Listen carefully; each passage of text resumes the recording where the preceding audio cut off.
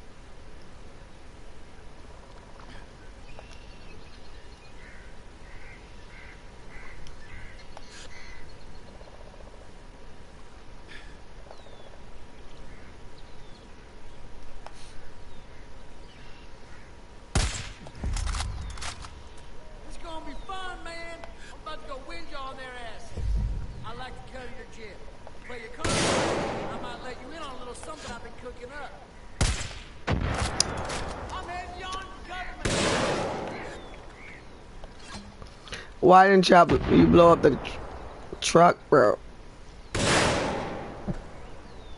There we go.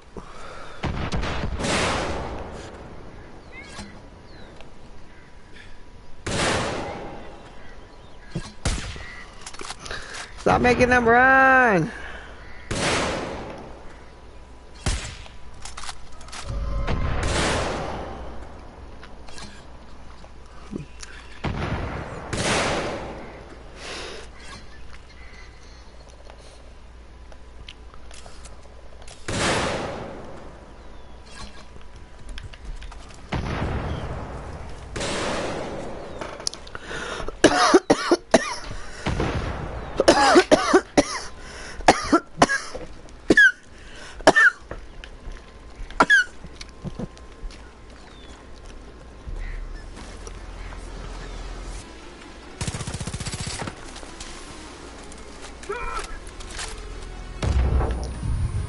Fucker.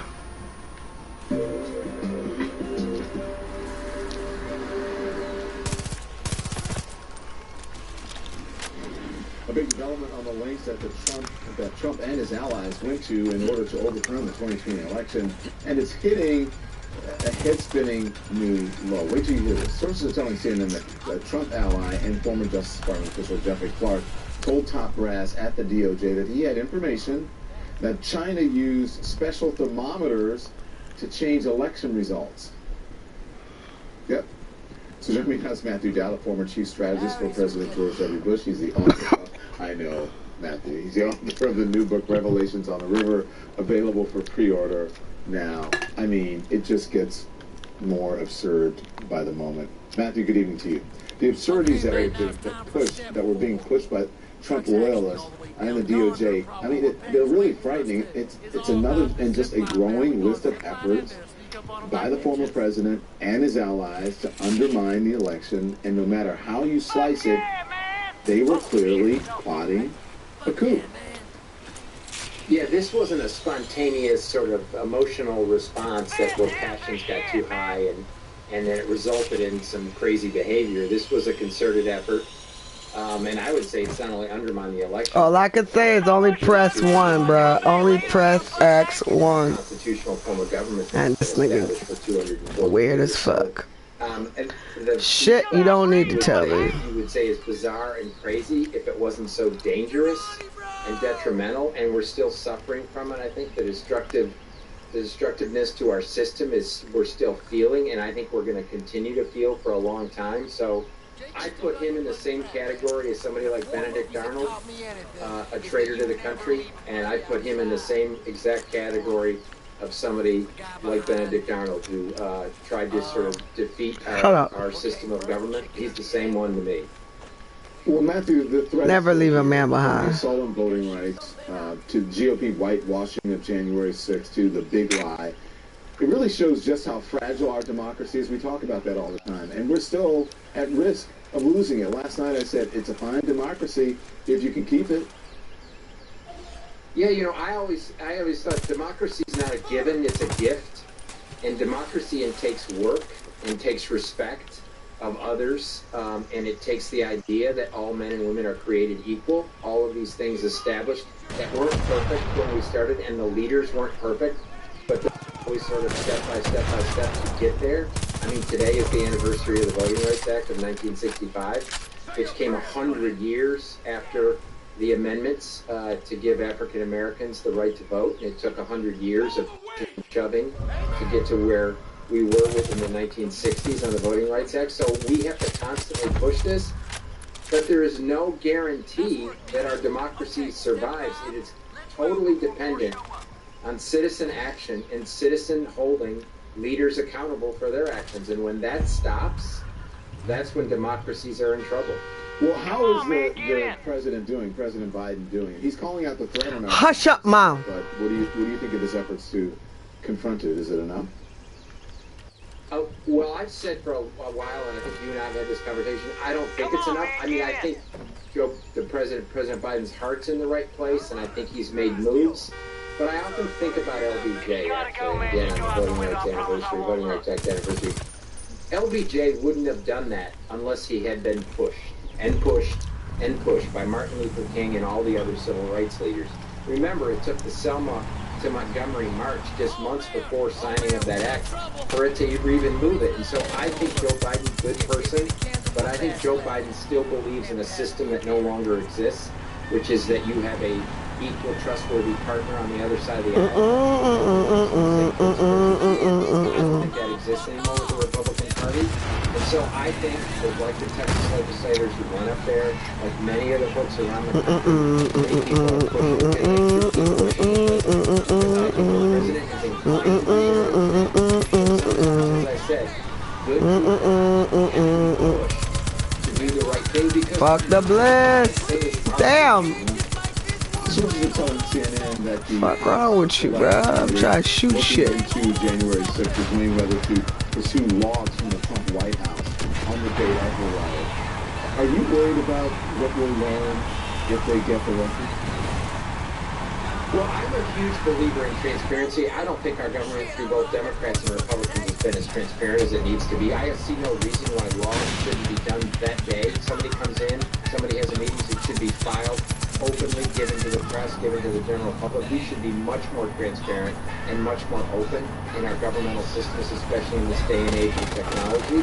I think if we actually have access to them, and this House Select Committee pursues this, I think we're going to find out what happened on January 6th and what happened after Election Day is much, much, much worse than we could possibly imagine. I think what we'll discover is the president, which many of us believe, was actively involved in trying to undermine our constitutional republic. I think that's definitely, if we get access and we can get the information, which again should be transparent to the public, we will discover that the president was in a concerted effort to undermine our U.S. system of government. And Republicans are trying to undermine the right to vote, or the access to the ballot box. Governor Greg Abbott doing everything that he can to try to get those laws enacted in Texas, even though the Democrats fled the state.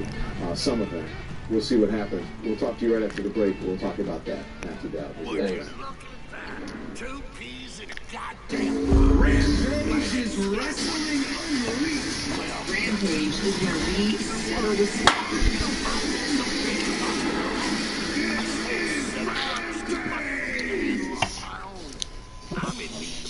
One of the darkest days in American history. You thought you were going to die. I did.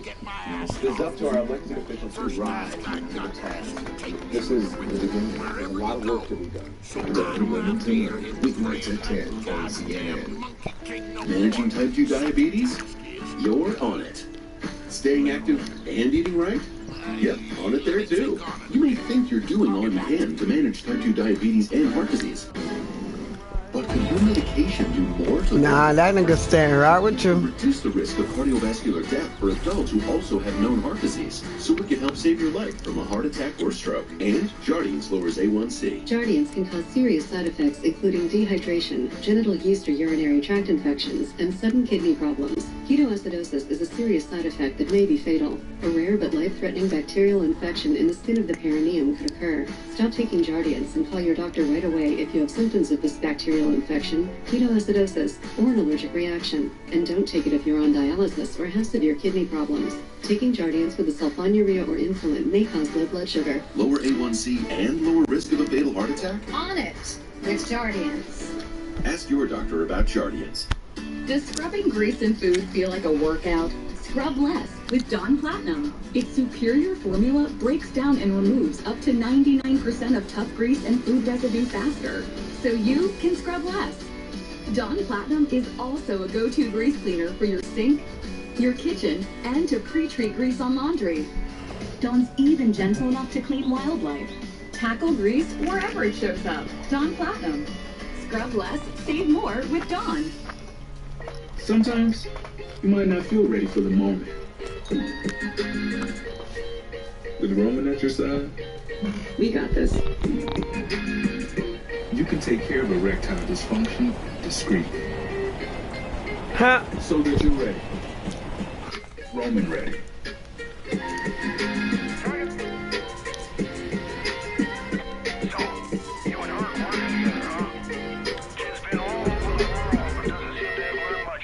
CNN International is open to the world. I'm Cristiano Marcola in Helsinki, Finland. I'm Becky Hamilton in Abu Dhabi. I'm here in a remote part of southern India. From the New York Stock Exchange, Port Elizabeth, Birmingham, Puerto Rico, Hong Kong, London, Damascus, Tokyo, Moscow, right. Nairobi. Go international, anytime, anywhere, from selected devices. Stream it live now. Exhausted before we've even started. CNN Go International.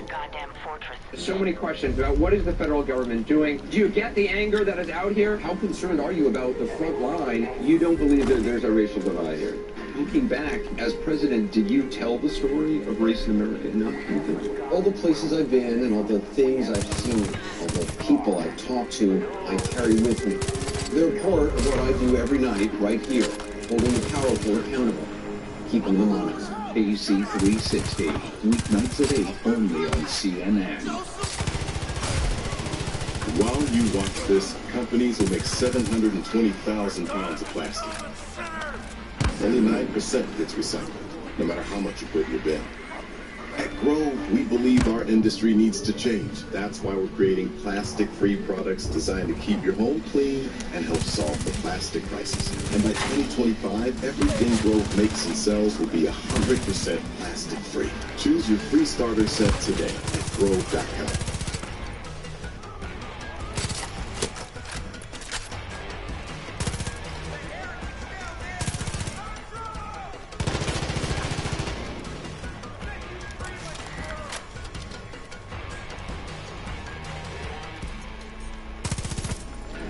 All right, Matthew Dowd is back with me. Matthew, Texas Governor Greg Abbott calling for a new special session tomorrow to try to force a vote on restricted voting bills. Democrats who fled the state last month to block it will now have to decide whether they're going to stay out of Texas. Is this really the best way to fight this? And we talked about it a little bit. Is there any more that can be done there? Well, at this moment, procedurally, it's the only way to keep it from happening at this moment. I mean, ultimately, I think that Greg Abbott's going to have to face the wrath of the voters in 2022, and that will ultimately be the decision in this lengthy period of time to do it. But right now, the Texas Democrats have the only power they have is to keep a quorum from happening. How long they can maintain it is I think, dicey. I think they're going to keep pushing it. I mean, Greg Abbott is in a race to be the worst possible governor in the country. And the only one he's got competition with right now is Governor DeSantis of Florida, I think. It's not only voting rights decisions and putting restrictions up, it's preventing local jurisdictions and schools from requiring masks. It's all the things he did about access to guns, creating more access to guns at a time when we lose 4,000 people a year. To gun violence. I've lived in Texas for 35 years. I've raised 4 children here. I've buried 2 children in Texas. And it's a state I love, and I love the people. I cannot stand our leaders. And Greg Abbott is the Dr. Evil of Texas government. Everything he does is cruel and craven. Listen, you mentioned Ron DeSantis of Florida today questioning Joe Biden's memory after the president yesterday jokingly referred to DeSantis as Governor Who. It's only going to get worse, this feud between them. But there's only one side here that is putting lives at risk. Am I wrong about that? No, not at all. And the awful thing is that Governor DeSantis and Governor Abbott, the two of them are trying to blame immigrants. They're trying to blame immigrants for the spread of the coronavirus around the country. And if you really looked at the data, more people have died and more people have been hospitalized because of the decisions of Governor DeSantis and Governor Abbott during this crisis and pandemic than have even come close to dying because of some immigrants spreading coronavirus. And so it's awful, it's horrible, but in the end, Don, we could do everything we can. We could speak truth, which we should keep doing and keep having this conversation. But it's up to us and the rest of the voters to tell the politicians we are not going to stand for this anymore. Well, Matthew, I have to say that I left home, seriously, without my tan suit because I actually planned to wear it today. This is the closest I could find. The viewers have seen it before. I've worn it before, but it wasn't in my office. And I got to ask you about President Biden's wardrobe today, sporting that tan suit, strikingly similar to someone else who wore a tan suit, don't you think? And then got you-know-what for it. Yeah, it's funny because the original wearer of the tan suit in modern times is Ronald Reagan. I don't remember conservatives or Republicans criticizing Ronald Reagan for his suit wear. As we've all reflected back on, I actually think what started much of this awfulness is the reaction to President Obama being in the White House, and why we're in the position now we are in, with so many people being angry and so many people being divided in the midst of where we are, and so many people being upset about the diversity of America, which most of us know is a plus and will make us a better country. There's a segment of our society that the GOP stirs up that cannot stand the diversity of America. Matthew, thank you. And listen, I heard what you said about your children, and I'm sorry. I didn't want to interrupt the flow of what we're doing, but we're really sorry. Really sorry. We're proud of you. I love having you on. You're a good man. Thank you, and please come back, okay? Thank you, Don. Always great to be with you. I know you have a daughter who's going away to college. You're going to be an empty nest. Yes. I am so proud of her. I can't contain myself how proud I am of her. As you should be. Thank you, proud dad. I'll see you soon. Thank you. All right. Governor Cuomo's lawyers in attack mode in defense of their client as he faces a criminal complaint. Stay with us. Welcome to Warner Brothers Studio Tour Hollywood. Walk, stand, and sit in the exact same places as some of your favorite stars. Pivot! Pivot! Warner Brothers Studio Tour Hollywood. Buy your tickets today! Managing type 2 diabetes? On it. On it. On it. With Jardiance. They're 22 million prescriptions strong. Meet the people who are managing type 2 diabetes and heart risk with Jardiance. Jardiance is a once-daily pill that can reduce the risk of cardiovascular death for adults who also have known heart disease, so it can help save your life from a heart attack or stroke. And Jardiance lowers A1C. Jardiance can cause serious side effects including dehydration, genital yeast or urinary tract infections, and sudden kidney problems. Ketoacidosis is a serious side effect that may be fatal. A rare but life-threatening bacterial infection in the skin of the perineum can occur. Stop taking Jardiance and call your doctor right away if you have symptoms of this bacterial infection, ketoacidosis, or an allergic reaction. And don't take it if you're on dialysis or have severe kidney problems. Taking Jardiance with a sulfonylurea or insulin may cause low blood sugar. Lower A1C and lower risk of a fatal heart attack? Yep, they're on it with Jardiance. Ask your doctor about it. Sometimes you might not feel ready for the moment. With women at your side, we got this. You can take care of erectile dysfunction discreetly, so that you're ready. Roman ready.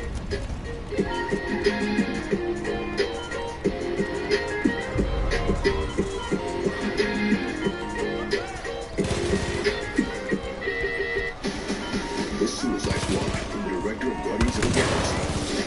Everything thinks is a bit.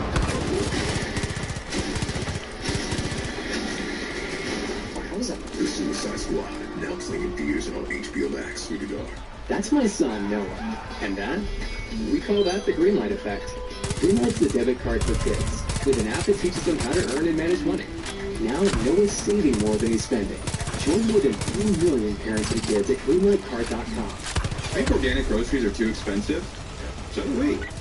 Hi, we're Thrive Market. We guarantee savings on healthy groceries and home essentials. What? I blew him up. No, it's easy. We work directly with the best That was some organic bullshit. brands, so you get the highest quality products without the big retail markups.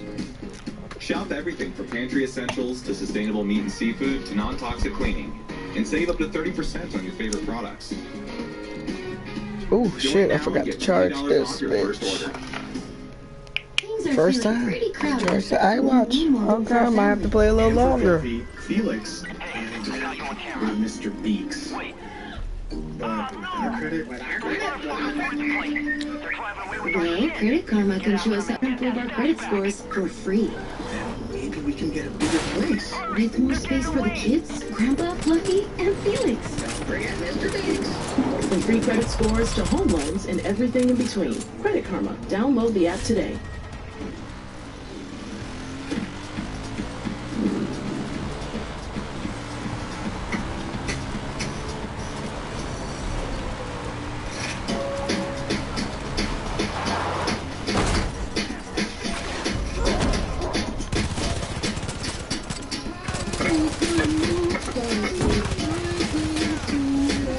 Good mood, good food. Hello Fresh.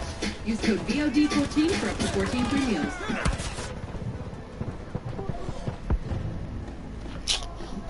Man, why I got this random chick?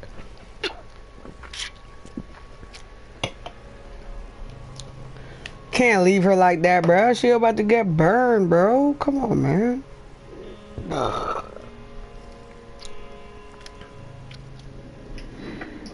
Tonight in Battle, New York Governor Andrew Cuomo fighting back against allegations he sexually harassed multiple women. He did. Lawyers attacking an investigation by the state attorney general as flawed and biased, just as one of Governor Cuomo's accusers files a criminal complaint against him. Also tonight, with the number of new COVID-19 cases surging to nearly 100,000 per day, hundreds of thousands of bikers gathering for the giant Sturgis motorcycle rally in South Dakota, which experts will be a super spreader event. We're going to hear from some. Come on, man. And new focus tonight on the Trump ally at the DOJ pushing a big lie and trying to overturn the election by claiming, without evidence, hacking by Chinese intelligence. So I want to bring in now CNN's senior justice correspondent, Evan Perez. Evan, good evening to you. So we are hearing more each day about what Trump ally Jeffrey Clark was doing within the DOJ to overturn the election. Come on! The most wild of all of them that involved, listen to this, a bogus claim about special binoculars from China. Take it away. Right, I know you can't even say it with a straight face, right? But this is what he believes. He said this is Jeffrey Clark. He was the head of the civil division at the time, the acting head of the civil division of the Come on, man. in the closing days of the hate ATVs.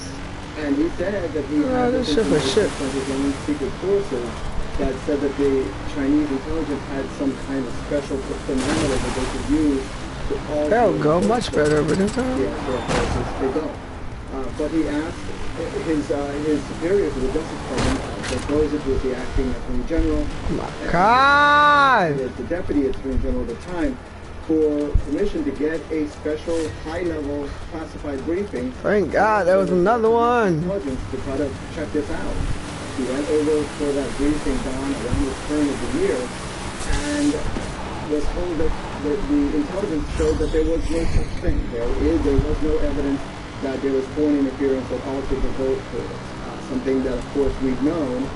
And he came away not convinced. He kept pushing this idea, and of course we know he helped try to orchestrate. No wonder, super bitches. Fire Logan. In the end, Trump did not do that, but it shows you how close things came there in those crucial days.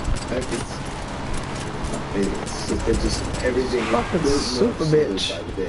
CNN is learning that the January 6th Select Committee is weighing whether to go after call logs from the Trump White House on the day of the riot. What would that tell you? You know, there's a lot that they can learn. One of the things that I think the investigators want to know is what were the calls and who was calling whom at the White House, including from the Pentagon, including members of Congress. We know Mark Meadows, for instance, had another nutty theory that he pushed the Justice Department to investigate. For instance, he said he wanted them to look into whether Italian satellites were being used to change vote totals. This is the kind of thing that we know was going on at the time, and some of these call logs could tell you a lot about what other witnesses they need to hear from. Yeah, we have Chinese thermometers, Italian satellites, and Jewish space lasers. Yeah, can't make it up. Oh boy, what a good weekend. Thank you, Evan. Good to see you. So join me now, CNN's Fareed Zakaria, host of Fareed Zakaria GPS. Listen, Fareed, it's laughable. True, it's serious. We've got Chinese thermometers, Italian satellites, and Jewish space lasers. That's where we are, because the former president was making the groundwork for the big lie even before the election. He was killed him? right up onto the insurrection. Man, I just took one shot. But he was attempting a coup. Do you have faith that our democracy will hold up if this happens again?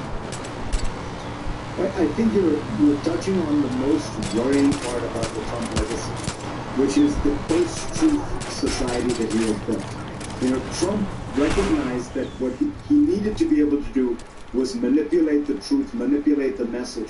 And he went at it by essentially saying, there is no such thing as truth. There are no such thing as facts. The facts I don't like are fake facts. Now that is really, you know, attacking the core of the Western Enlightenment project, the kind of values that America was built on, that the Enlightenment and the scientific revolution are built on. So when you start to go into that world of a kind of never land where there are no actual facts, January 6th didn't happen, or it happened in a completely different form, yeah, I worry a great deal, because what is the bulwark if we can't establish that actually what happened there was a violation of our constitutional principles and traditions? Where do we go? Because, you know, it's not as though the Trump Republicans are saying, yes, it was a violation, yes, we agree with these facts, but we're not going to punish him. No, they're saying actually black is white. What you thought you saw actually didn't happen.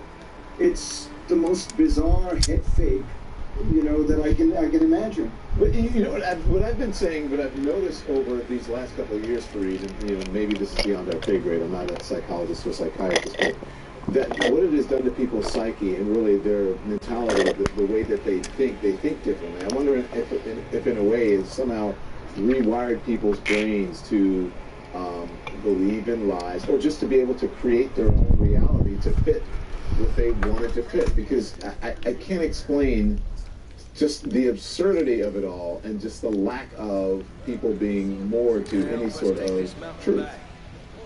Well, you're seeing a direct line. So to confirm what you're saying, Don, you're seeing a direct line between the post-truth message that Trump has sent out for the last 4 years and what is happening with vaccines. You have a group of Americans, something like 20, 25, maybe 30%, who, despite overwhelming scientific evidence, despite overwhelming scientific expertise, weighing in, telling them, pleading with them to get the vaccine, who simply won't get a vaccine. So they are denying themselves the treatment, the cure against a deadly disease that has killed 600,000 people, almost twice as many Americans as died in World War II.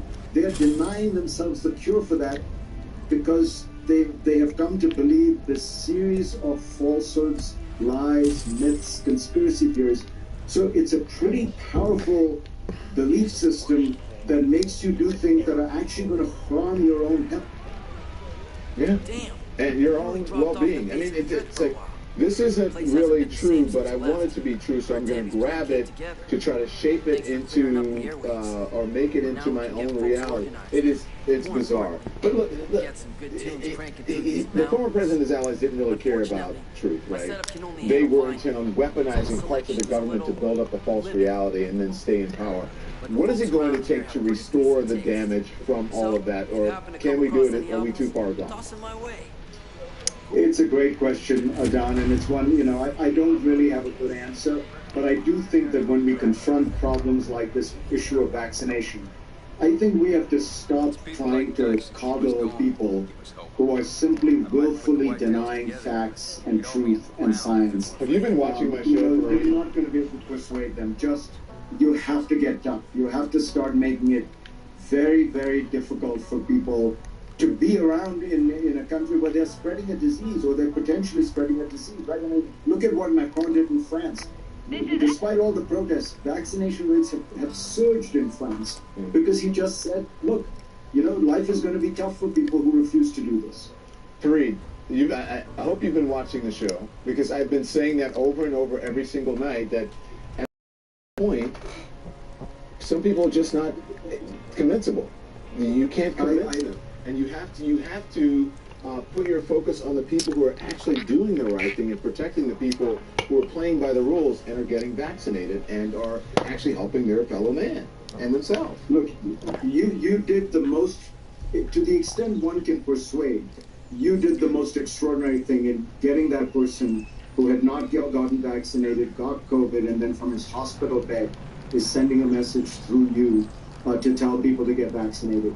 Maybe that can work, but I think the most important thing at this point is to try and create a set of policies that, as you say, just say to people, look, when you buy a car in America, you are forced to, required by law, to wear seat belts, to drive it observing the speed limit, not to be drunk when you're driving, to get insurance, to get regular inspections.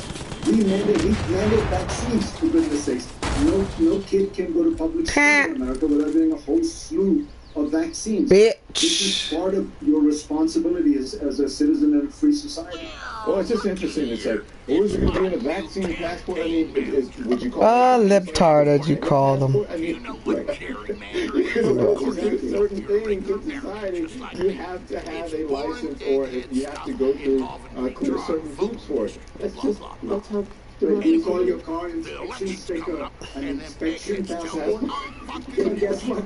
We've got a lot of those passports. When you have a home, you have to have a transporter's passport. Yes. You have documentation to prove that you are observing the law. What is this mess? We talking here. Zakaria, thank you. It's always anyway. Always a pleasure to watch you, especially on Fareed Zakaria GPS at 10 a.m. and 1 p.m. on Sunday, right here on CNN Free. Thanks again. I want to turn out to New York Governor Andrew Cuomo's legal team fighting back against sexual harassment allegations against him. Joining me now, CNN political commentator Errol Lewis. Errol, thank you. Here we go. So, we've been having these conversations overnight. I said, anything is possible in New York politics. I have not said that. You have said that. I have said that. So, the governor, you covered Governor Cuomo for years, by the way. What was your reaction to the approach of his attorneys that they took today, attacking the accusers and the investigation? What did you think? It was a little bit surreal. It was very tone-deaf. It involved victim blaming and some really strange departures into trivia, frankly, minutia. They're trying to impeach the credibility of one of the accusers by showing some strange timeline. Dude, I've been killing people all day. Back in the executive mansion where the governor was on a day when he was there. I'm not sure what they were trying to do, but it seemed to backfire. Really what they were doing, Don, is acting as if they were in a court of law. He said, about some pretty abstract procedural complaints that they have. But there's nobody to complain to. This is not a court of law. There is no judge to appeal to. This is a report.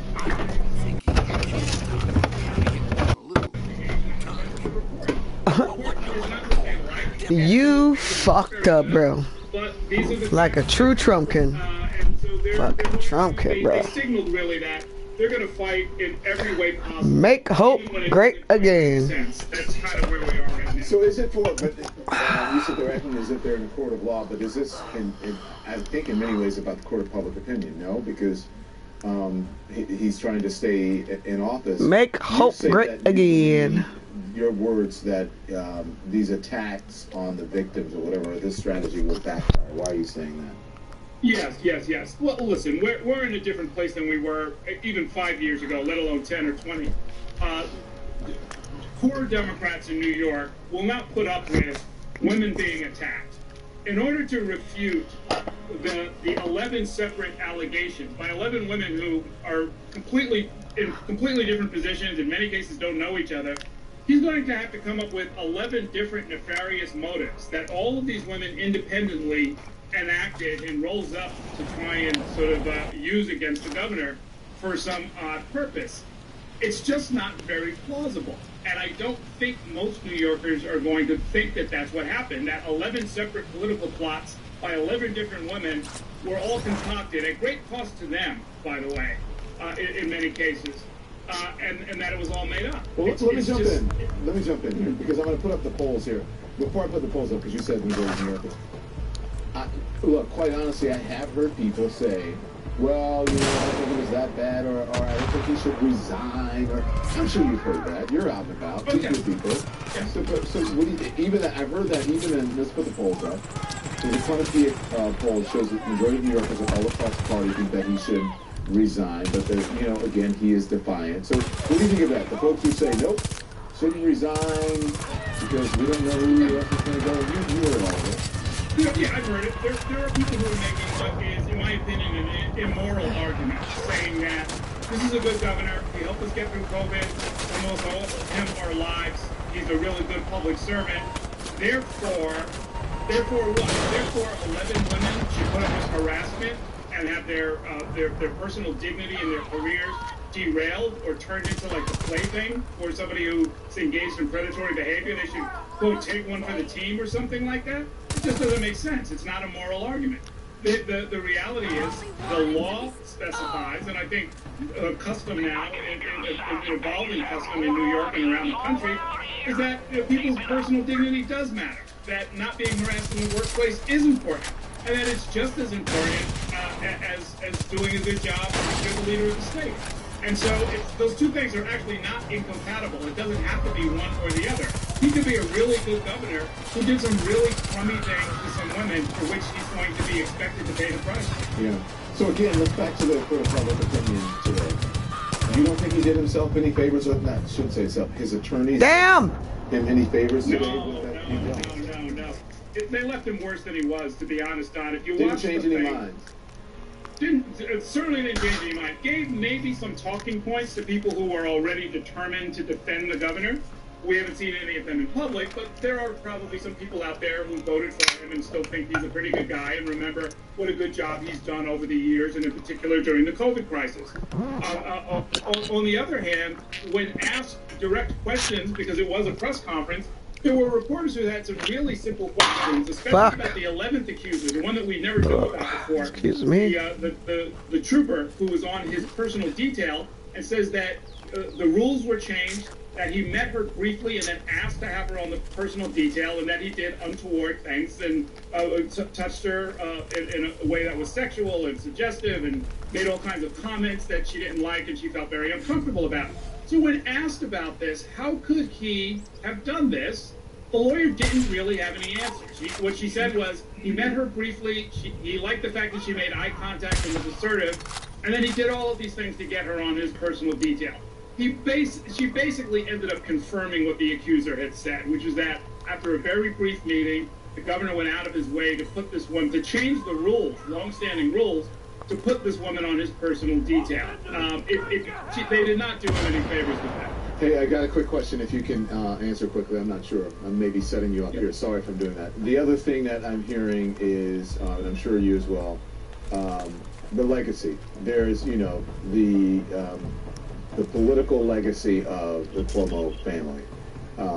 That it is in that Andrew Cuomo should be more concerned about that at this point than anything in trying to save or rescue that. Is that a fair assessment?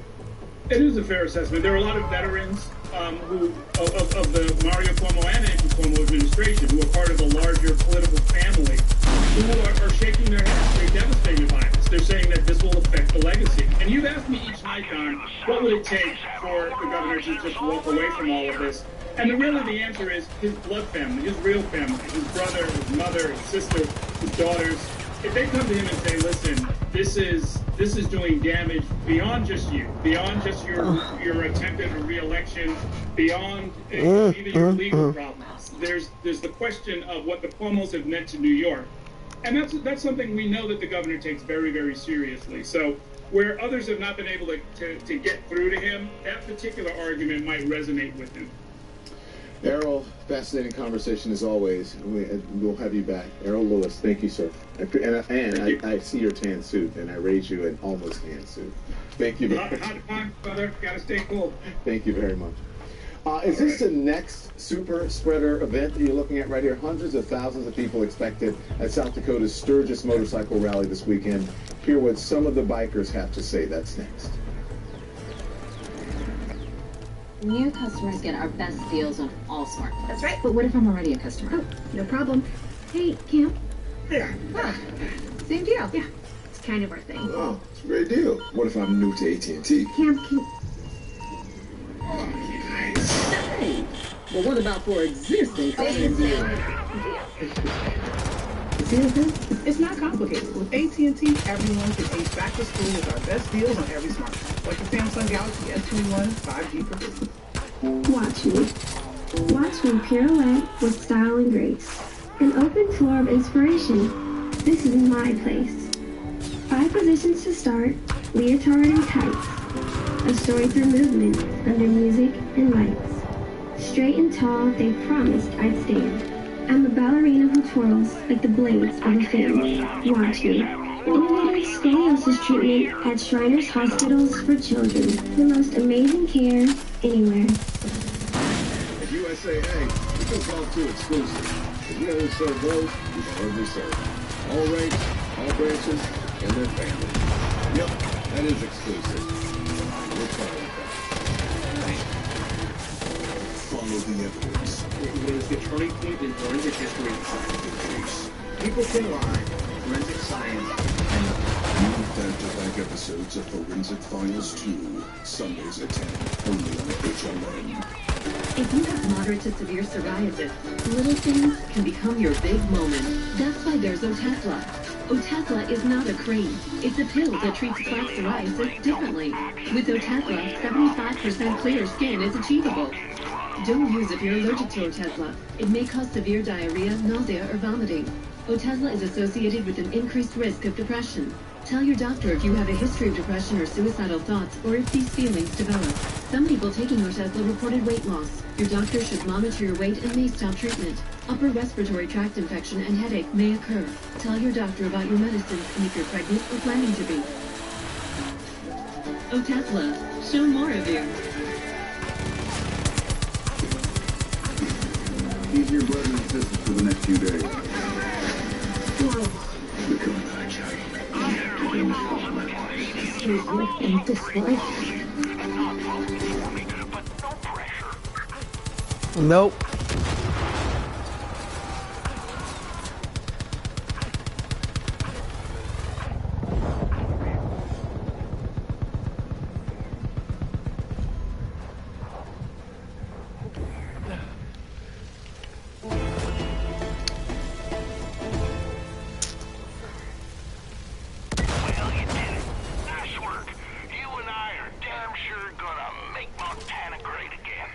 Who's crying? How about you take old Nancy? You go around cleaning up this county in that truck, and all them prospective voters will know who's got their backs. Oh, and please don't bring her Junior back. Ever.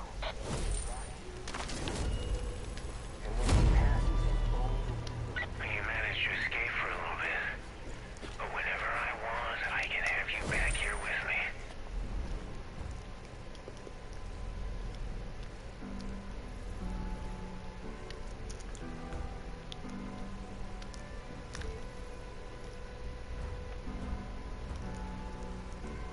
Let me see if you could get me inside the wolf den.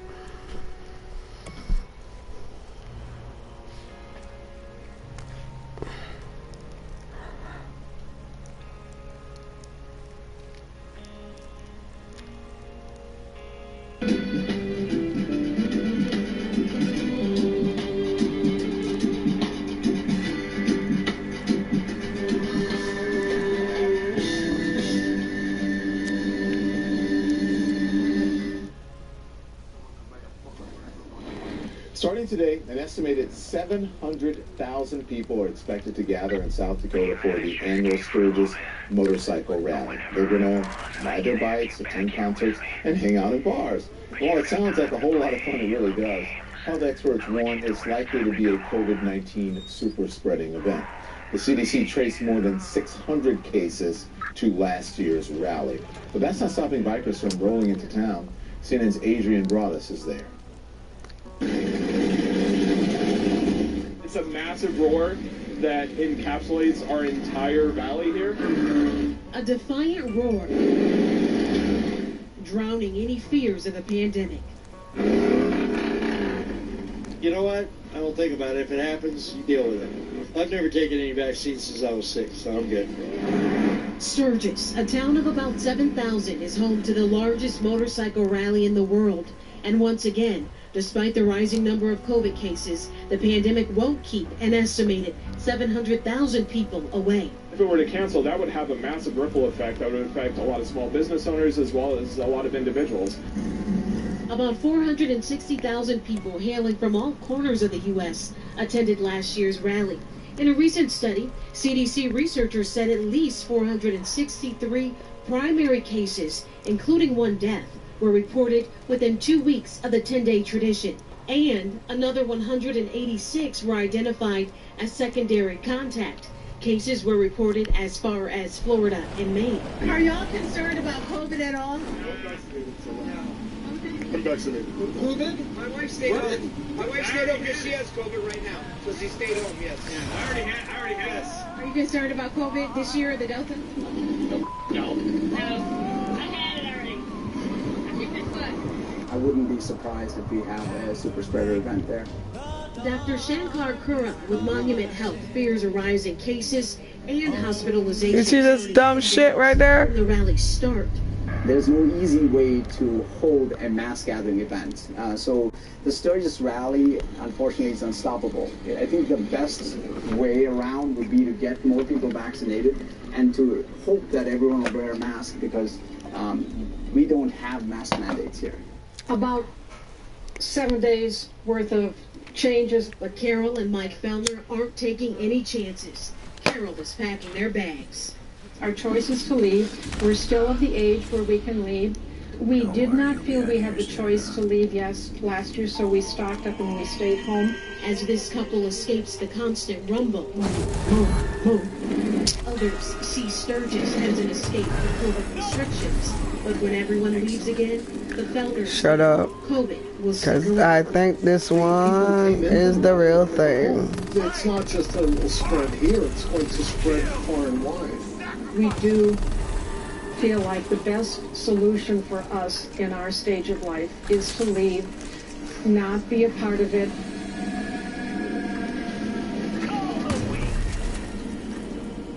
Meanwhile, South Dakota's Governor Kristi Noem is expected to participate in a charity ride on Monday. Meanwhile, a lot of folks might be wondering, what is the big deal? This rally is happening outside. Well, health experts say the concern is when people leave from outside and go into bars, for example, if they're shoulder to shoulder or on crowded party buses. That's when there's an increased risk. Think about it. Last weekend, there was a big music festival in Chicago. But in order to get inside, even though that event was outside, people had to show proof of vaccination or a negative COVID test. That's not required here. And it's That's the real one. Right Look at all these extra people. Riders are a few blocks away at a concert on a 600-acre campground. Don? I do have to say, Adrian, it sounds fun. It really does. But be safe out there. Mask up. All right, I'll see you soon. Thanks. Adrian brought us in Sturgis. Officials say that this will be a super spreader event. So what's going through the minds of some 700,000 people going to Sturgis? I'm going to ask someone who has been trying to Fuck you, Jacob. To be unvaccinated. That's next. You're no hero!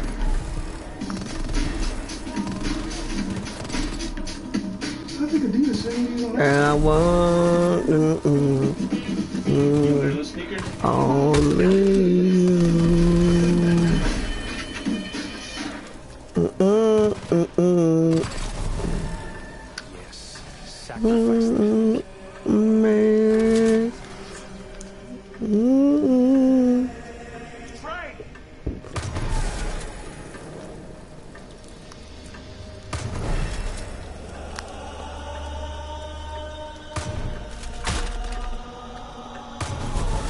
Know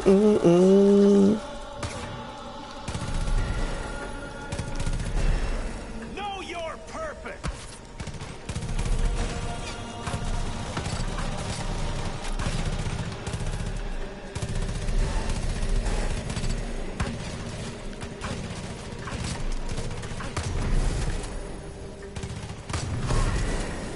Good.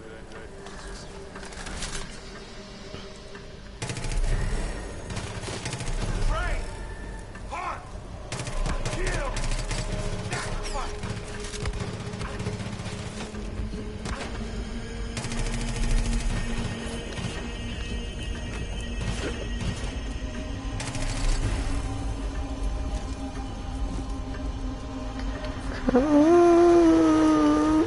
Time tickets. Hunt! Kill!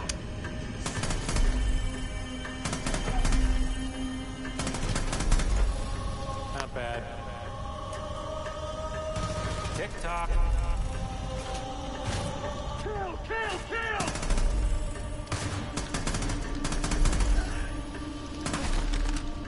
Watch your time. Train!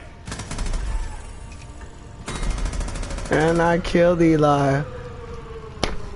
Fucking bitch.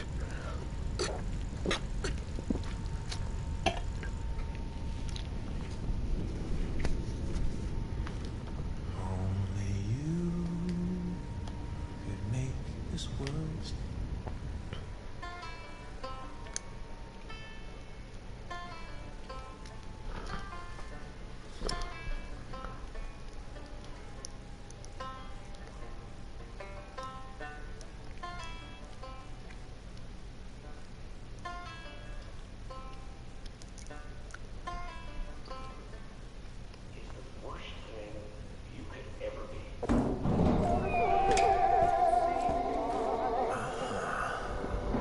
About time you came out. I thought I'd have to come get you. I was worried you turned soft on me. But you're a soldier. Fuck you, Jacob. What a sick dick at that.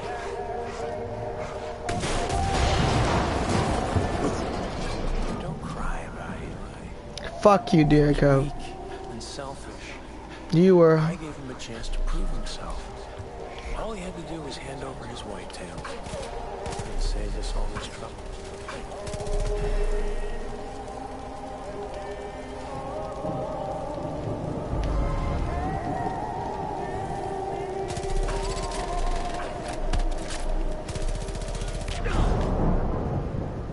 Let's say you get out of this. What's next? You go back to running errands for a teenager and a housewife? The whitetails are nothing without Eli. You are nothing without Eli.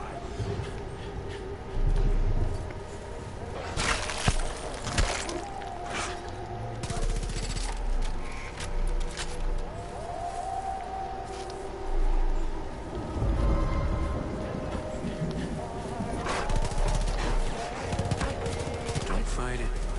Just like you served your purpose.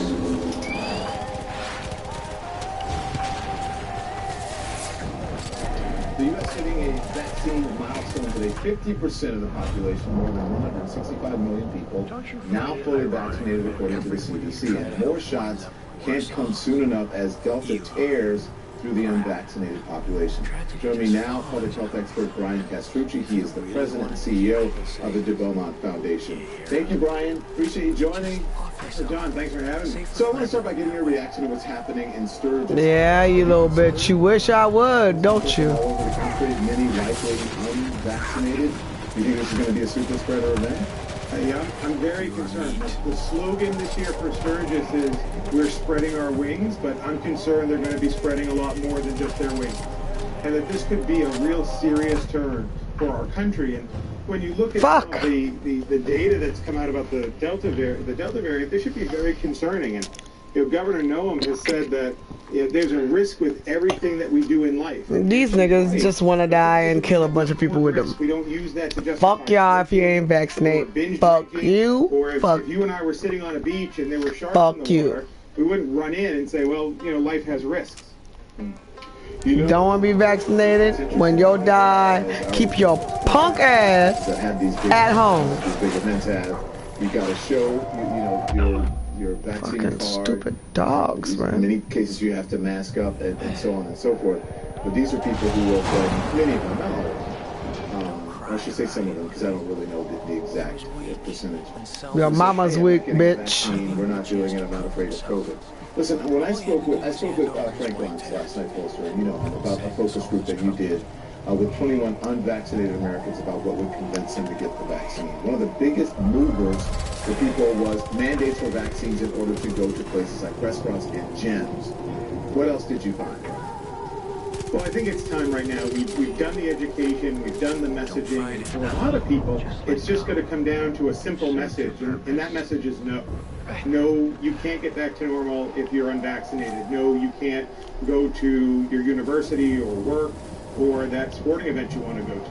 And I want to compliment places like Disney and Google and Facebook who are stepping up and prioritizing community health over individual objection, because, right now, our house is on fire, and we want people to help, stamp out the flames, not throw gasoline on it. So, we have to convince a lot of people very quickly to fix the situation we're in. Are there any clear steps that you took from these conversations for how to get us there? Well, actually, I have some hopeful news from data that we're going to release on Monday. We just did a poll, Frank and I together, on parents who were both vaccinated and unvaccinated. And this is what's hopeful. We have a confluence that's going to come together. And it's going to be the Delta variant plus the FDA full authorization when that happens. Those two things working together create a real opportunity. From our data, 51% of unvaccinated parents said that FDA approval would increase their likelihood of getting their kids vaccinated. 56% of unvaccinated parents said that it increases their confidence in the vaccine. And then 66% of unvaccinated parents said that the Delta variant makes them more concerned and more likely to get their kids vaccinated. So if we can use this opportunity when the FDA goes to full authorization to really push around, these are now extraordinarily safe, we've proven it, billions of people have gotten vaccinations, now let's move on and make the right choice for everyone. Brian Castrucci, I love that name. Thank you, Brian. That's a good name. Right, thank you, John. Sir. We appreciate you coming in. So he says that he's... You just off yourself on my dick. Greg Abbott pushing to get suck my dick. Made into law. That's next. And ahead, handcuffed while touring a home for sale. I'm going to speak to the black men who face that. We know what happens to the right wing country, my own and lonely. The stories behind the laughs we shared. History of the sitcom, Sundays at 9. Our mission here at CNN, this comes first. You really work as hard as you can, getting your facts. It was critically important. To our viewers in the United States and around the world. What's up, big boy? Managing type 2 diabetes? On it. On it. On it. With Jardians. They're 22 million prescriptions strong. Meet the people who are managing type 2 diabetes and heart risk. If you can't stop fake, you ain't got nothing to worry about. A pill that can reduce the risk of cardiovascular death for adults who also have no heart disease, so it can help save your life from a heart attack or stroke.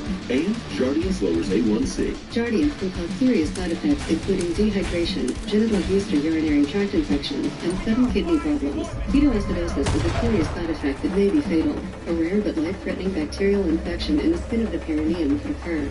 Stop taking Jardians and tell your doctor right away if you have symptoms of this bacterial infection, ketoacidosis, or an allergic reaction. And don't take it if you're on dialysis or have severe kidney problems. Taking Jardians with a sulfonylurea or insulin may cause low blood sugar. Lower A1C and lower risk of a fatal heart attack? Yep, they're on with Jardians. Ask your doctor about Jardians. Why would your kids need a green light debit card? Imagine a debit card and app designed to help them develop healthy financial habits, to teach them how to save and encourage them to set their own goals. Now imagine the difference it could make in their lives, in their futures. Greenlight. What's up, man? I'm deleting you. He's deleting us. You know it. Oh, yeah, right. No, guys, they're the perfect profile pictures, right? I mean, that's why I don't need you anymore. You're in the monastery? You're not supposed to be with a girlfriend anymore? No, guys, I met someone. Aww. Wow. I mean, that's incredible, huh? Hinge. Come on, stay a while. The dating app designed to be deleted.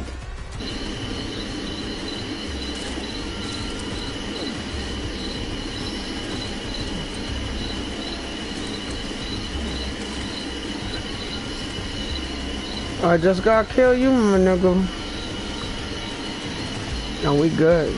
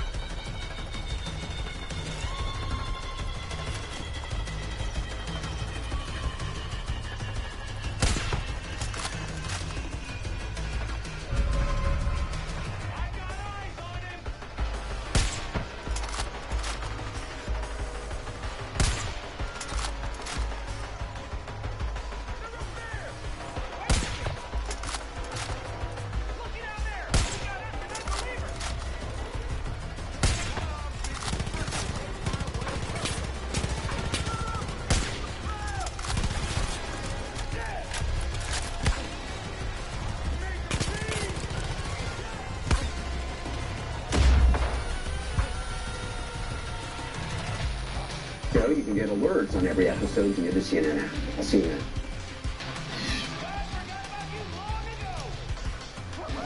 "56 years ago today, President Lyndon Johnson signed the Voting Rights Act into law. But the road to getting the legislation was anything but easy. In 1964, 3 young civil rights workers murdered in Mississippi while trying to register black voters. In February and March of 1965, demonstrators faced overwhelming... Fuck you, bitch. How I shoot him 3 times. On March 7th, 1965, police officers attacked 600 marchers in Selma, Alabama, injuring dozens, including future Congressman John Lewis, who suffered a fractured skull.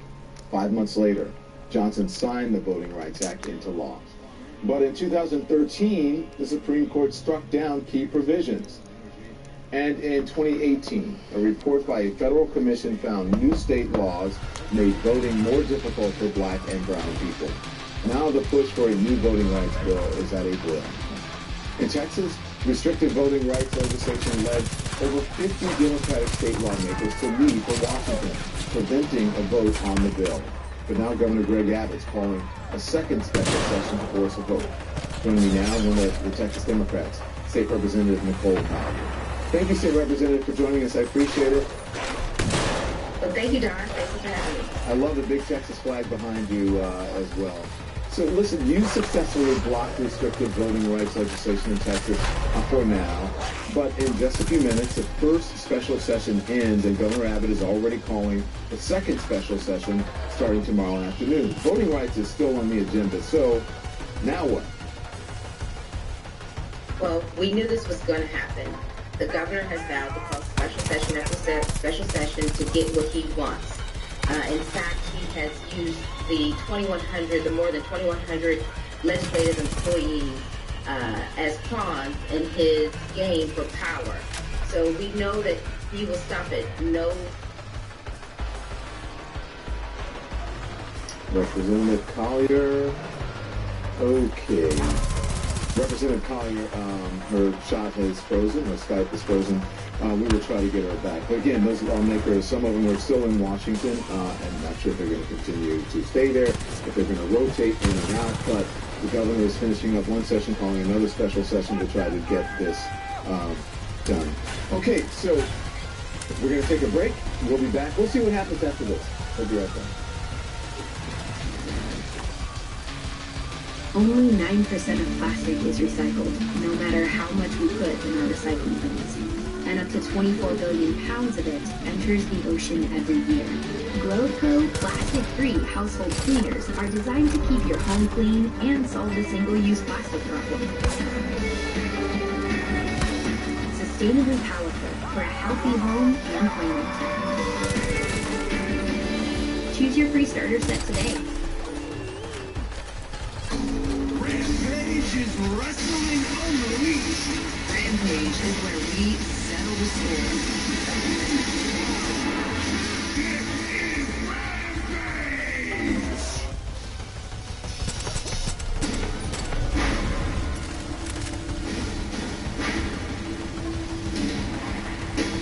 New York City, the homecoming concert, August 21st, exclusively on CNN.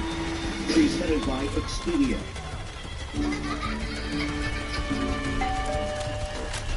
Drive Market's here, and your life's about to get way easier.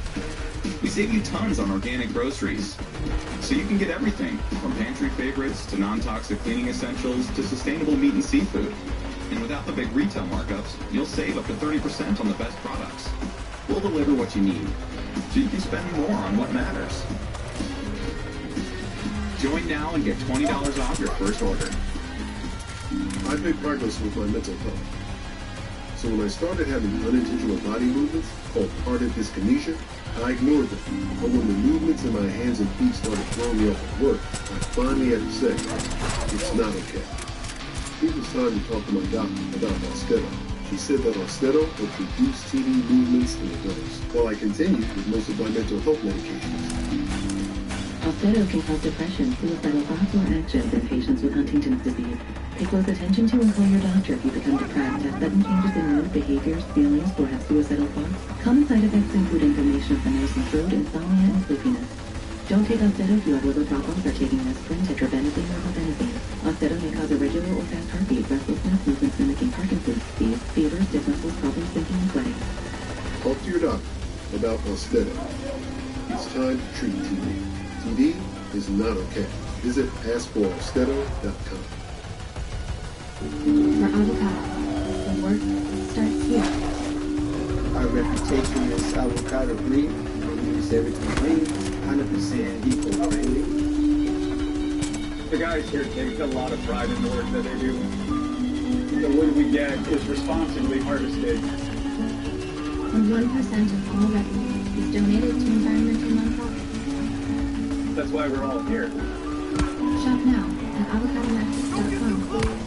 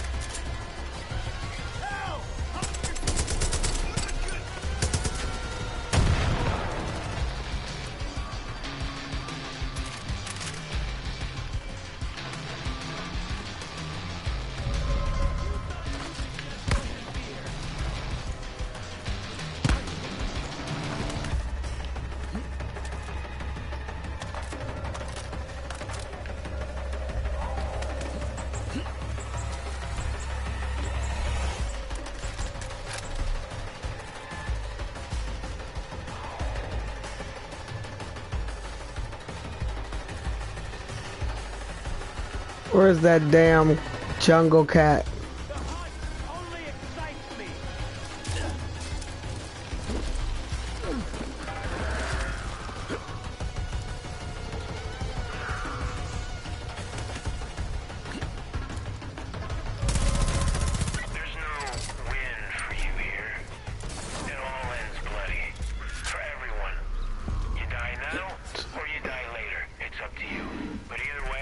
So imagine touring your home up for sale and being met by police. You dead, nigga. It happened on bitch. Michigan to a black realtor and his black client, and the client's 15-year-old son, who's seen here on police body cam video being put into handcuffs All 3 were caught.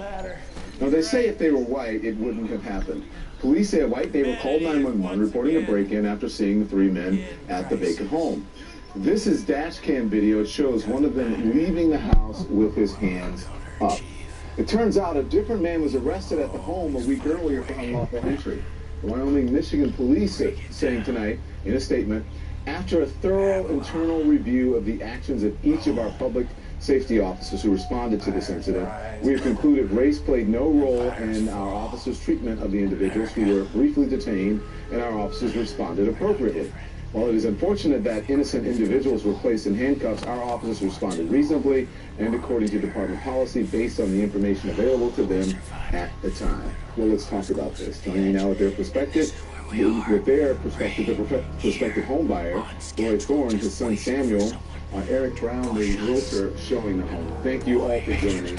I appreciate you joining. I'm sorry this happened to you. Let's discuss. Eric, you heard what the police said. What did this feel like for you? Did it feel like profiling, racial profiling?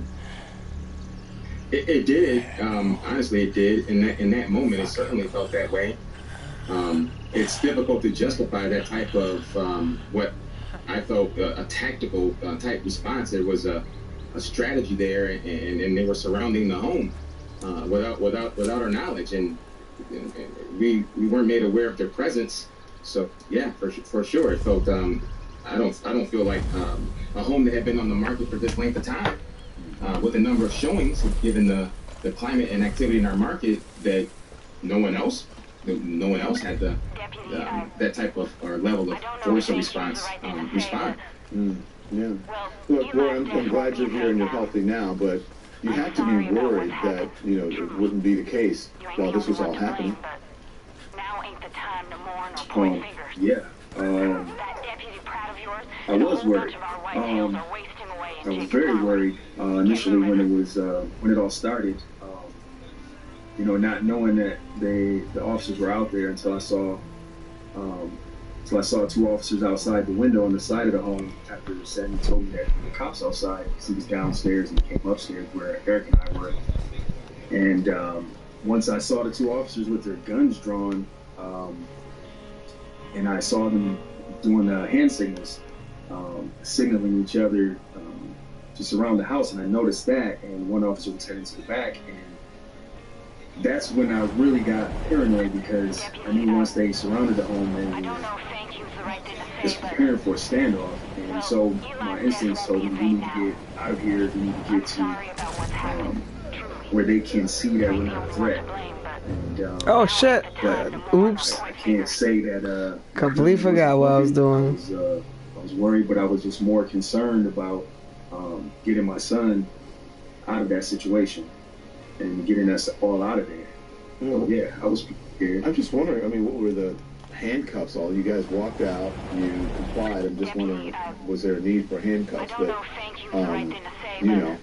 Anyway, so Samuel, I'm so sorry this happened to you. People, just so people know, you were only 15 years old, and I imagine that this was extremely frightening for you. What were your feelings after seeing all of this, after all of this happened to you? Well, in the beginning, when we were upstairs, is when most of the, I would say, like, shock and initial fear kind of happened. Because it went from there's cops outside who come outside with your hands up. So that was kind of like from just 0 to 100. So that's pretty much what I felt. It was just like confusion and shock and fear for the most part. Because I had no idea why they were all down there at that time. Yeah, Roy, I understand you made sure that you put Samuel behind you, so just in case something happened, that it would happen to you instead of him. What do you want to say to the neighbor who called the police? That's one of the responses here. Well, to that particular neighbor and any potential neighbor, my message would be, we're just like you. We occupy the same space, we do the same things, we go to the same places. If you see a crime, report a crime. But if you see people, black people, any minority, don't report people doing normal things. You do that, you don't realize that you can change their life or have their life taken. Just you making a phone call. In this instance, it could have been 3. It could have been 2 or 1. Somebody hurt. So that's my message. Report a crime. Don't report everyday activity. That would change my life. Change my son's life. Yeah. Yes. You may not have been sitting here. Eric, the Wyoming police say that they have reached out to you and they want to meet with all 3 of you to discuss what happened. Has that been set up yet? Are you open to it? It hasn't been set up yet, and I am definitely open to it. And I have had that conversation with Chief Coster. We haven't arranged and set it up yet. We need to arrange that with some counsel present, our counsel present. And when Sammy is ready to enter that environment, because I think it's critical that he's there as well. Clearly, we want some reform and some change here. There are things that have gone wrong. I'm sure you guys have seen or listened to the recordings, the 911 call, the dispatch, and the lapse in communication or what was lost in translation before those officers arrived. Those are the types of things that need to change. Well, Eric, Roy, Samuel, I'm sorry this happened to you. I'll say that again. Please keep us updated on your meeting and what transpires after that. I'm glad you're all here to tell the story. Thank you so much. Be well. Thank you. Thanks, John. And thanks for watching. Our coverage continues.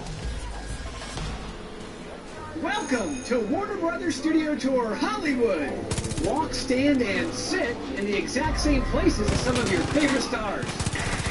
Pivot! Pivot! Warner Brothers Studio Tour Hollywood. Buy your tickets today! The Suicide Squad from the director of Guardians of the Galaxy. Everything audiences have been dying for. The Suicide Squad, now playing in theaters and on HBO Max. Rated R. How can you do this when you're Alexi? You want me to listen again? No, listen.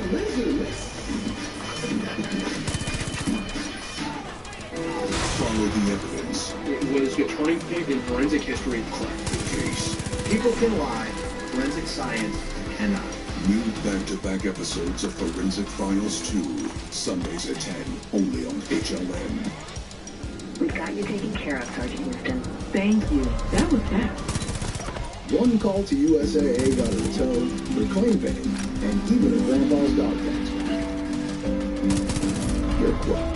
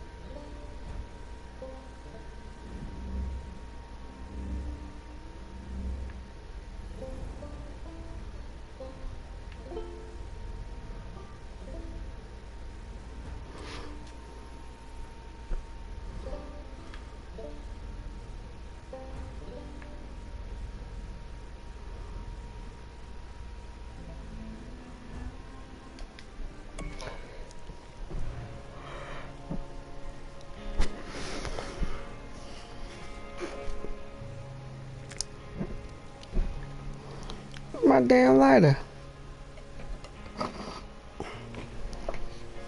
The fuck, bro?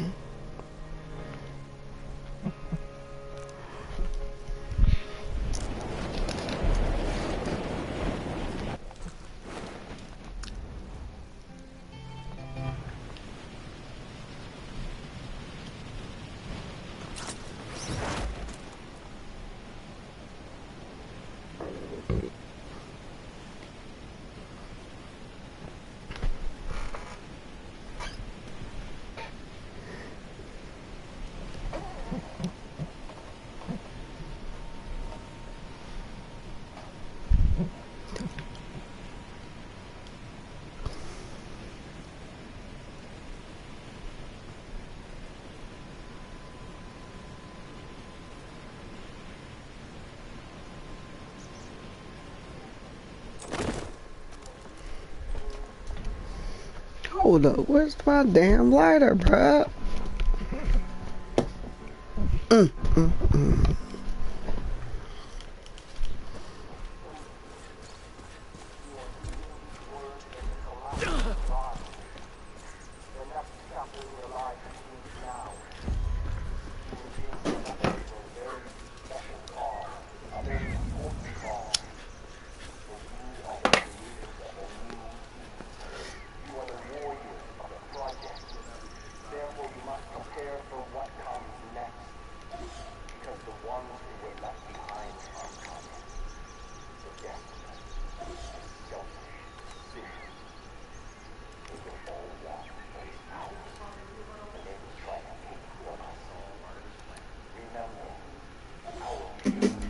It's fascinating to us as a culture. Let's move out there, please. Social class is a part of someone's identity that everyone can relate to. The great invisible force in the American sitcom. World sitcoms. The middle class. That noise. Blue collar versus white collar. Membership is currently at capacity. The fragility of the 1%. That coat costs more than your house. It's great bad for comedy and conflict. History of the Sitcom, Sunday at 9 on CNN.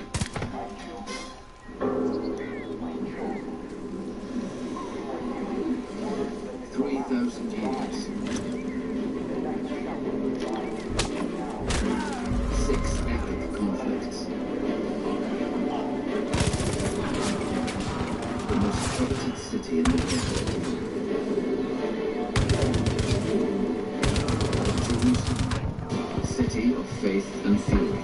Sundays at 10, only on CNN.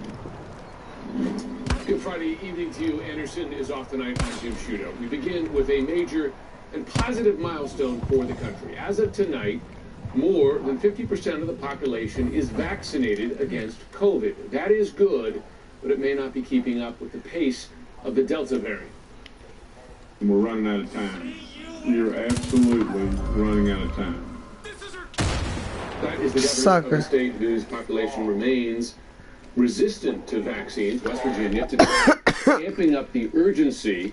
That same urgency is apparent on the federal level. This week we've seen the administration scrambling to speed up full approval of vaccines, to finalize a booster strategy, and now, according to the New York Times and Washington Post, authorize additional shots in the coming weeks from people specifically with compromised immune systems. We've also seen big companies doing their part, with Amazon today, for instance, becoming the latest, mandating that all warehouse workers mask up nationwide. That starts on Monday.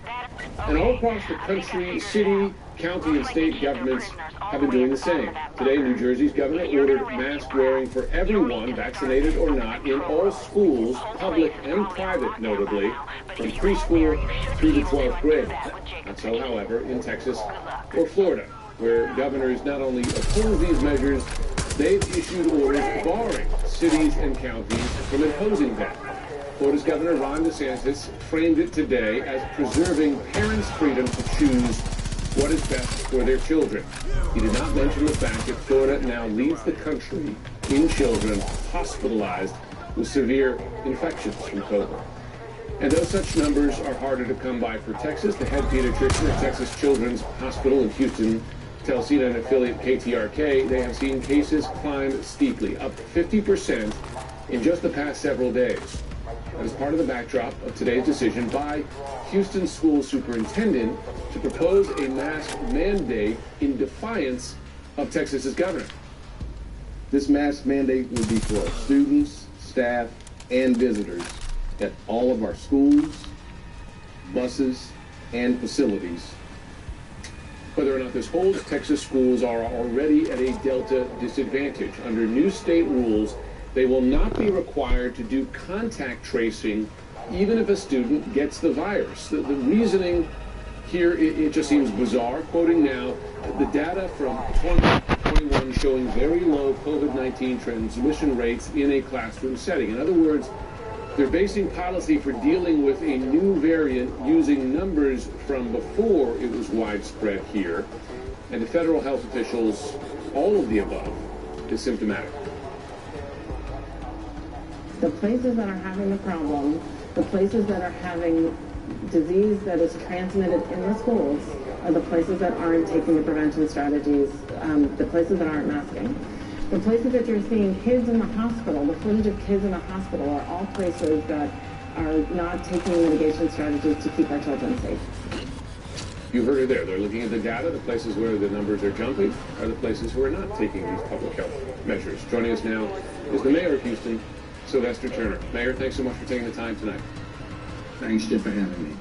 So you have, in effect, defied the Republican governor of Texas, Greg Abbott, by ordering city employees in Houston to wear masks. We're seeing the Houston school superintendent do something similar for students, staff, and visitors.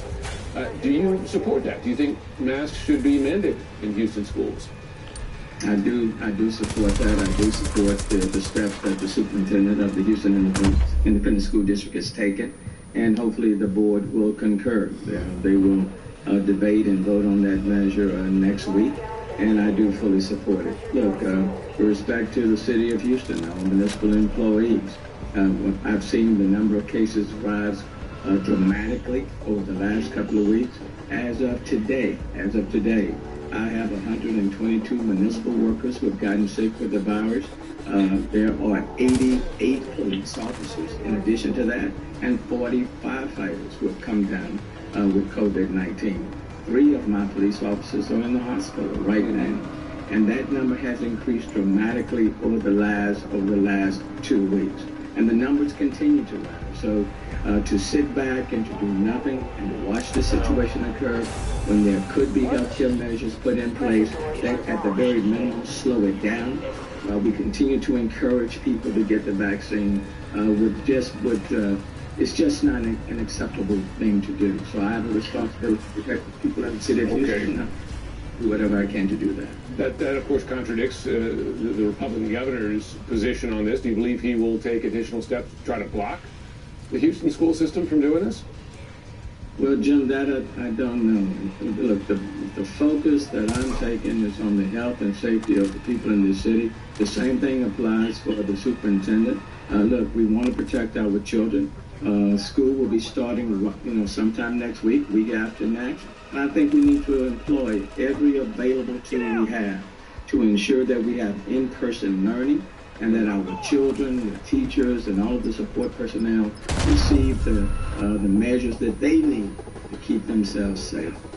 You see that exact standard you're describing there, and by the way, what the recommendations are from the CDC and others, from the Texas Education Agency, because the Texas school districts, they're basically standing in the way of contact tracing, right? Which is a recognized method of trying to keep the virus from spreading further, right? I mean, you would think the best way to keep schools open, right? If folks get infected, you figure out who else might have been exposed, and you take measures. But the TEA is saying schools can't do that anymore. And I just wonder what your reaction is to see something like that. I mean, frankly, it looks politicized. Well, it is. I will agree. It is a bit bizarre. From the beginning, when we started dealing with this virus, contact tracing has been one of the major tools that we put in place in order to slow the progression and make sure that it doesn't reach a greater population. It is a bit bizarre that the TA, the Texas Education Agency, would say to the school districts that contact tracing will not be required. It's my hope that they will reconsider that and adhere to the advice and the recommendations of the medical professionals in our state. Well, we'll see. We'll be watching. Mayor Turner, we know you got a lot on your plate. We wish you and the people of Houston the best of luck. Thanks, Jim. Appreciate it. Now, some medical perspective from both Texas and Florida, facing their own surges here. In Houston, Dr. Peter Hotez, he's co-director of the Center for Vaccine Development at Texas Children's Hospital, and in Miami Beach, Florida, Dr. Eileen Marty, she's an infectious disease expert at Florida International University. Thanks to both of you. Dr. Hotez, if I could begin with you. You heard the mayor of Houston say, of course, very well, struggling with this, right? Because the health advice is clear, on things like masking, contact tracing, etc.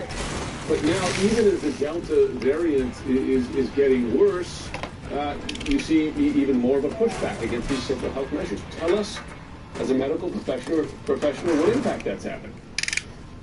Yeah, you know, Jim, I've spoken to Mayor Turner off and on quite a bit in the last 2 years, and there are a few other public officials who are as committed to halting COVID-19 as Mayor Turner, and enormous respect for his abilities and his insights. And he's right. I mean, we have to do everything we can to protect our children, especially in the schools.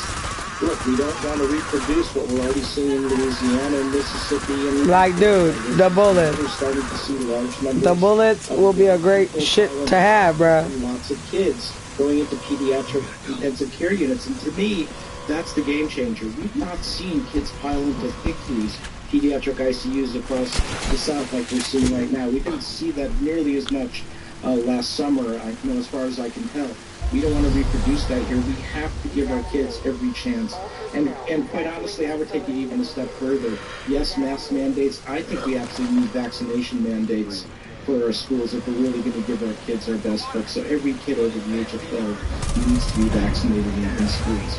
Dr. Marty, the state of Florida, as you know now, has a dubious distinction of leading the country right now. It's effectively the current epicenter of, in particular, this Delta outbreak.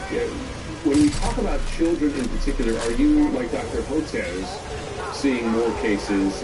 I guess the question is why? I mean, is the Delta variant fundamentally more dangerous for children? So let me start by saying that the numbers of cases in our hospitals, in children, and our children's hospitals are completely overwhelmed. The local hospital here, the Nicholas Hospital, has 116% occupancy for COVID. That is mind-boggling. Our pediatricians, the nursing, the staff are exhausted, and the children are suffering, and it is absolutely devastating. Yes, this Delta variant is far more aggressive. It also carries a special mutation that alters cells it gets into, so that the cells sort of melt into each other and form a syncytium. This makes it much harder for the immune system to tackle that virus. So we're dealing with a virus that is far more contagious, that we're seeing fully vaccinated people able to eschew just as much viral particles as unvaccinated, although thank goodness they don't end up in the hospital usually. But they are. This nigga don't left me. And our children are very much affected. We've never seen numbers like this before, and we really need to take the steps that are absolutely necessary to reduce the transmission, which means not just vaccinations, but using the public health measures that we all know, the non-pharmaceutical ones, that work to reduce transmission. Trouble is, as you know, Dr. Marty, you know as well, Dr. Hotez, is that the politics has gotten in the way of recognized public health measures. First for you, if I can, Dr. Marty, you have the governor there who's outright banning, right, some of these public health measures. He says, as it relates to schools, that he's trying to protect parents' rights here. Given what you're seeing there in those pediatric units, what's your response to it? Well, Florida has for decades, since 1984, had phenomenal, excellent vaccine mandates, and Florida has for decades done things to protect the health and welfare of children. It is normal for the government to impose certain restrictions on parental behavior, the temperature of the faucets, the protecting swimming pools, not letting your child sit in a hot car. All these things, yes, they for how women and men can raise their children, but in a way that protects the children. And that's the same thing that has to be taken into consideration here. Yeah. By the way, child seats, right? I mean, required by law. Dr. Hotez, FDA is looking at the possibility of speeding up booster doses, particularly for people who are, compromised. But there's also this question of speeding up, if that's even possible, but approval of the vaccine for children younger than 12. And I wonder what you think is the right thing to do as the Delta variant, takes hold here.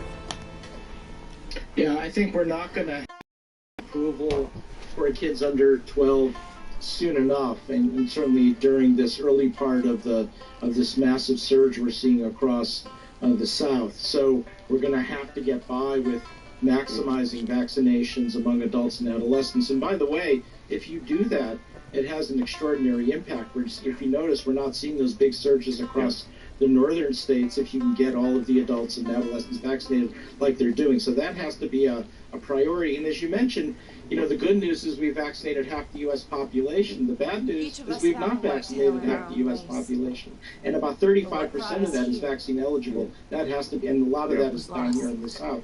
I think the other for immunocompromised, those on immunosuppressive therapy, we have 2 studies at least showing those who are on immunosuppressive therapy from solid organ transplants do benefit from the third immunization. One study out of France, one out of Johns Hopkins. And yes, I think we need to move in that direction as well. Well, Dr. Hotez, Dr. Marty, we know you got a lot of hard work to do. Thank you for what you're doing. Thanks for joining us tonight. Thanks so much. Here's my friend. Coming up next, New York Governor Andrew Cuomo now firing back at the sexual harassment investigation and report that have put him on the verge of impeachment. Later, exclusive reporting from the very dangerous ground in Afghanistan, where the Taliban is quickly on the march. And Doug. So then I said to him, you ought to customize your car insurance in Liberty Mutual, so you only pay for what you need. Dad, can we talk about something other than work? It's the weekend.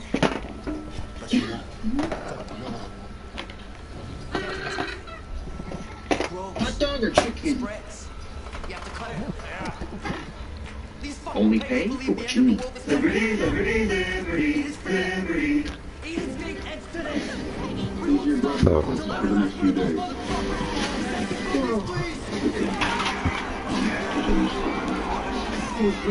This life.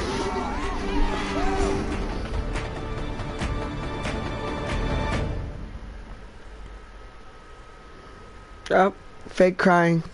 My children. And that seal has been broken. The seal has been opened.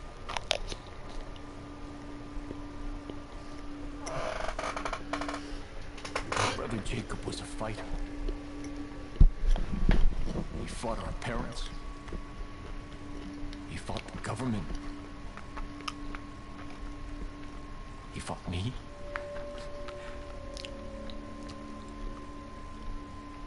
But mostly he fought himself. The demons that he brought home from the war consumed him. He thought he was a weapon without a purpose. That he was a warrior without a legacy.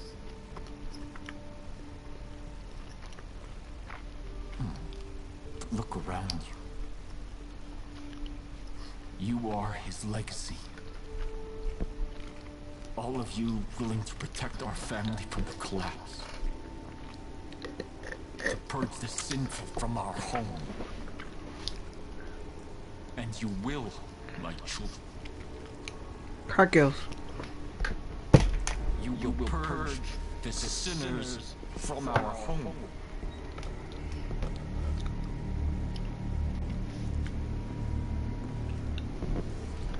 Jacob's death will not be in vain.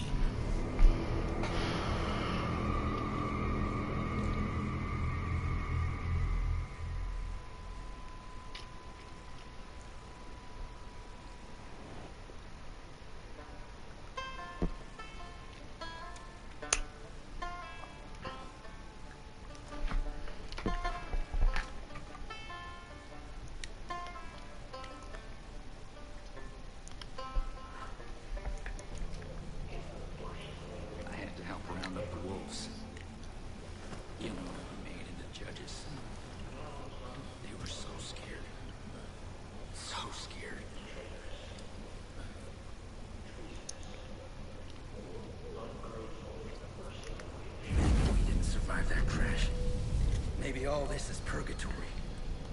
We have to atone for all the shit we've done before we can leave this place. We have to suffer before God will grant us salvation. I'd like to know where the Peggies got all that military gear from. They're armed to the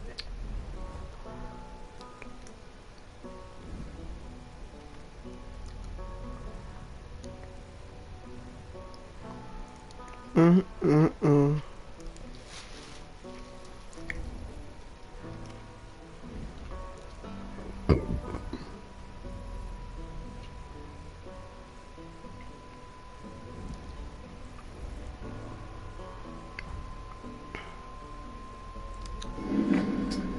Governor Andrew Cuomo goes into this weekend severely wounded politically and possibly, as you'll learn in a moment, more criminally vulnerable potentially as well.